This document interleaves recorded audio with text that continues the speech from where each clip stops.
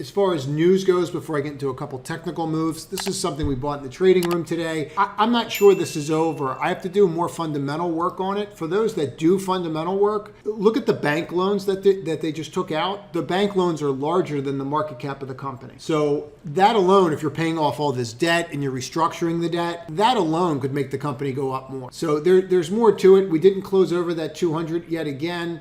My target was this 747 level, but let's take a look at this. So you can kind of see the action right here. We talked about how it could push. All you were looking for is just an up and over, and then you got one. Here's your long-legged doji, flip that, gave you another entry right there, and then you could see how it responded to that entry once you got over the higher high of that long-legged doji and this 3-bar pattern. Boom, ran right to resistance within 15 minutes, okay?